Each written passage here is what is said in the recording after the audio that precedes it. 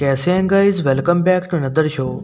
आज मैं आपको दिखाने जा रहा हूँ एक सुपर नेचुरल हॉरर मूवी जिसका नाम है द रूइंस। जवान कपल जेफ और एमी मैक्सिको में अपना हनीमून एंजॉय कर रहे होते हैं। उनके साथ उनकी दोस्त टेसी और उसका बॉयफ्रेंड भी होता है। फिर स्विमिंग पूल में खेलते दौरान वो एक जर्मन टूरिस्ट से बातचीत करते हैं जो कि जंगल में जाना चाहता है ताकि वो अपने भाई को ढूंढ सके, जो कि आखिरी बार एक पुराने मायन खंडर के पास देखा गया था। मायन के खंडरात के बारे में उन्होंने बहुत सुना होता है और इस वजह से वो भी इसमें इंटरेस्ट दिखाते हैं और इसलिए वो उस जर्मन आदमी और उसके ग्रीक साथी को ज्वाइन करने का फैसला करते हैं। फिर वो रात को एक पार्टी नाइट एंजॉय करते हैं जो कि शायद उनकी ज़िंदगी की आखिरी पार्टी होगी। फिर वो 6 लोगों का ग्रुप अगली सुबह इस एडवेंचर पर जाने का प्लान करता है। उस जगह जाने के लिए कोई पब्लिक ट्रांसपोर्टेशन नहीं है और इस वजह से उनको टैक्सी लेनी पड़ती है, लेकिन टैक्सी ड्राइवर कहता है कि ये ट्रिप बहुत ही ज़्यादा ख़तरनाक है और इस वजह से वो शुरू में उनको इस जगह ले जाने को तैयार नहीं होता, लेकिन दुगनी कीमत देने पर वो इस बात पर राज़ी हो जाता है। फिर ड्राइवर उनको उस लोकेशन से तकरीबन 10 मील दूर उतार देता है। वहाँ पर जर्मन लड़के को उसके भाई की गाड़ी मिलती है। फिर एक छोटी सी ब्रेक के बाद ग्रुप अपनी इस मंजिल की तरफ रवाना हो जाता है। वो जंगल से गुजरते हैं और फिर बाद में उनको एक छुपा हुआ रास्ता मिलता है और उन्हें इस बात का यकीन होता है कि ये रास्ता नक्शे के हिसाब से सीधा उन खंडरों में जाता है।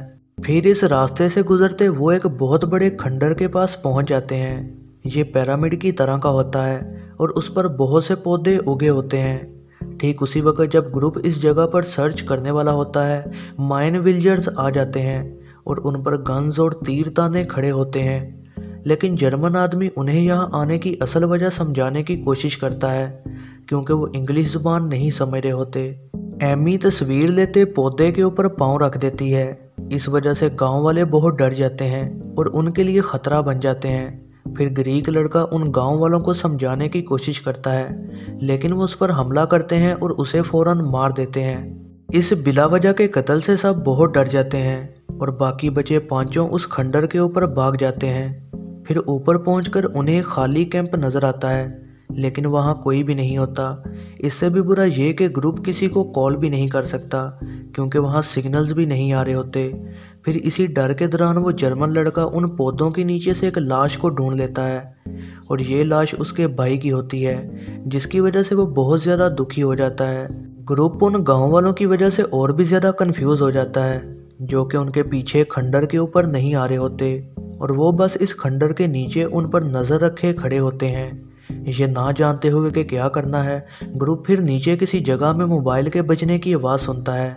ये समझते हुए कि ये शायद उसके भाई का मोबाइल होगा, जर्मन लड़का नीचे जाने का फैसला करता है ताकि वो मोबाइल को कॉल करने के लिए यूज़ कर पाए। फिर ग्रुप उसको एक रस्सी के ज़रिए नीचे भेजना शुरू करता है, लेकिन वो रस्सी बीच में ही टूट जाती है, जिसकी वजह से वो नीचे गिरता है और बुरी तरह से ज़ख्मी हो जाता है। फिर बाकी सारे कम वजनी स्टेसी को नीचे भेजते हैं कि वो उस बेचारे को चेक करे, लेकिन टूटी हुई रस्सी छोटी है और वो नीचे नहीं पहुंच पाती। फिर कोई चॉइस ना होते हुए स्टेसी नीचे छलांग लगा देती है और इस वजह से उसकी टांग टूट जाती है। वो जर्मन लड़के को देखती है जो कि पूरी तरह से पैरालाइज हो चुका होता है, लेकिन वो अभी भी जिंदा होता है और उसे फ़ौरन इलाज की ज़रूरत होती है।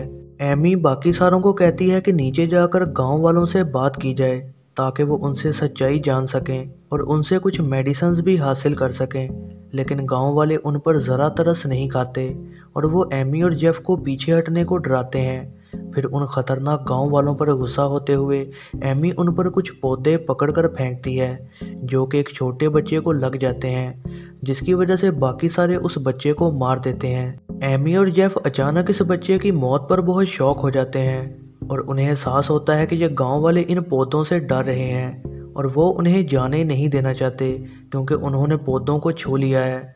फिर शाम के वक्त ये जानते हुए कि उन्हें अपने आप पर ही डिपेंड होना पड़ेगा, इसलिए वो एक बोर्ड को बनाते हैं और जर्मन लड़के को वहाँ से बाहर निकाल लेते हैं, लेकिन वो जर्मन लड़के का कोई इलाज नहीं कर सकते। अगली सुबह वो एक घड़ी को देखते हैं और उसके साथ एक लाश को जो कि पौधों के नीचे है। इससे जेफ को एहसास होता है कि कई लोग इन पौधों की वजह से मर चुके हैं। स्टेसी जागती है और वो देखती है कि वो पौधा उसके जख्म पर चिपका हुआ है वो बहुत डर जाती है और इसे बाहर निकालने की पूरी कोशिश करती है। ठीक इसी वक्त बाकी लोग उस जर्मन लड़के को चेक करते हैं और वो देखते हैं कि उसके जख्म खराब हो रहे हैं। सेलफोन के बजने की आवाज़ फिर से अंदर से आने लग जाती है। एमी और स्टेसी फिर से नीचे उसे ढूंढने को जाते हैं क्योंकि अब एक फ़ोन ही उनकी आखिरी उम्मीद है। नीचे वो बहुत डरे होते हैं और वहाँ बहुत अंधेरा भी होता है। वो उन पौधों के बीच आहिस्ता आहिस्ता सर्च करते हैं और फिर वो उस रिंग को फॉलो करते एक पुरानी लाश के पास पहुंच जाते हैं, जहां वो एक टूटा हुआ फ़ोन देखते हैं जो कि असल में बहुत देर पहले से ही पावर ऑफ हो चुका है। फिर उन्हें एहसास होता है कि ये रिंगिंग की आवाज़ असल में ये पौधे निकाल रहे थे। उन पौधों के फूल इस तरह की आवाज़ निकाल सकते हैं। फिर एमी गलती से एक फूल को टच कर लेती है।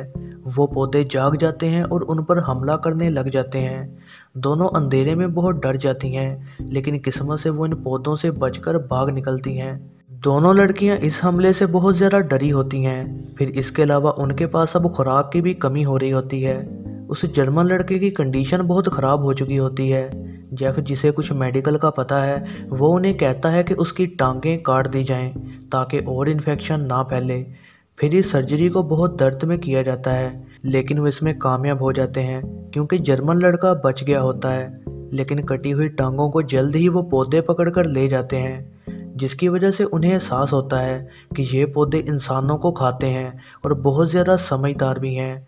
रात को जेफ नीचे जाता है और देखता है कि गांव वाले अभी भी वहां पर ही हैं और वो उन पर नज़र रखे हुए हैं ताकि वो कहीं भी भाग ना सकें। इसी दौरान एमी दुखी होती है और स्टेसी का बॉयफ्रेंड उसे समझा रहा होता है। स्टेसी को तभी कुछ आवाज़ें आती हैं। वो टेंट से बाहर जाती है और देखती है कि उसका बॉयफ्रेंड एमी को हक कर रहा है।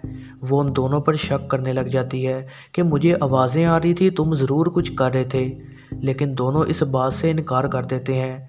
जब वो बहस कर रहे होते हैं तो वो पौधे जर्मन लड़के को मार देते हैं और उसके गले के अंदर उतर जाते हैं। इस बात से डरे हुए स्टेसी चिल्लाना शुरू कर देती है और वो अपनी बॉडी को बाकी पौधों के लिए काटने लग जाती है। बाकी सारे उसे रोकने की पूरी कोशिश करते हैं। ठीक उसी वक्त वो पौधे उसके चिल्लाने की आवाज़ की नकल करने लग जाते हैं, जिसकी वजह से सबको एहसास होता है कि ये पौधे इंसानी आवाज़ों की भी नकल कर सकते हैं। दूसरी साइड गांव वाले इस खंडर के इर्द गिर्द नमक फेंक रहे होते हैं, जिससे पता लगता है कि पौधे क्यों खंडर से बाहर नहीं निकल पाते। अगली सुबह सब ये देखकर बहुत डर जाते हैं कि वो पौधे स्टेसी के जिस्म के अंदर मूव कर रहे हैं। फिर वो कुछ शराब उसके पाँव पर फेंकते हैं। फिर उसकी जिल्द को काटा जाता है और पौधे के वो हिस्से उसके जिस्म से बाहर निकाले जाते हैं। फिर जब वो उन पौधों को उसकी टांग और कमर से निकाल देते हैं, स्टेसी एक चाकू को ले लेती है और खुद को काटना शुरू कर देती है और वो कहती है कि वो पौधे अभी भी उसके जिस्म के कई हिस्सों में हैं। उसका बॉयफ्रेंड उसे इस सब से रोकना चाहता है। स्टेसी फ़ौरन उस पर हमला कर देती है और उसे वहीं पर ही मार देती है। फिर उस डेड बॉडी को वो पौधे पकड़कर फ़ौरन ले जाते हैं, ये देखते हुए कि स्टेसी पागल हो चुकी है क्योंकि उसका बॉयफ्रेंड भी मर गया और वो पौधों से बहुत डर रही है। जेफ फैसला करता है कि वो उसे मारकर उसके इस दर्द को ख़त्म कर दे। बाकी बचे दो फैसला करते हैं कि उन्हें इस जहन्नुम से निकलना ही होगा, इससे पहले कि पौधे उन्हें भी खा जाएं। जेफ फिर एमी को भगाने का प्लान बनाता है। वो उसे कार की चाबी देता है जो कि जर्मन लड़के के भाई की बॉडी से मिलती है और वो एमी के पूरे जिस्म पर ब्लड लगा देता है। थोड़ी देर बाद वो एमी की नकली डेड बॉडी नीचे लेकर जाता है और ग्राउंड पर रख देता है। फिर वो उन गांव वालों को बातें सुनाता है और उनका ध्यान अपनी तरफ कर लेता है। तभी एमी को मौका मिलता है और वो जंगल की तरफ भाग जाती है। गुस्से में आए लोग अपना सब्र खो देते हैं और जेफ को तीर मारकर मार देते हैं। एमी जंगल से भागती है और जीप तक पहुंच जाती है। वो उसे स्टार्ट कर लेती है और कामयाबी से वहां से निकल जाती है और वो डरे हुए गांव वाले उसका पीछा कर रहे होते हैं। फिर इसके कुछ टाइम बाद वो बहुत डर जाती है जब उसे एहसास होता है कि वो पौधे उसकी जिल्द के नीचे मूव कर रहे हैं और इससे पता चलता है कि वो भी इन्फेक्टेड है। यह है ज़रनाब मूवीज़ रिव्यू। वीडियो पसंद आई हो तो लाइक ज़रूर कीजिएगा और ऐसी ही नई वीडियोस के लिए चैनल को सब्सक्राइब और बेल नोटिफिकेशन को ऑन करना ना भूलिएगा।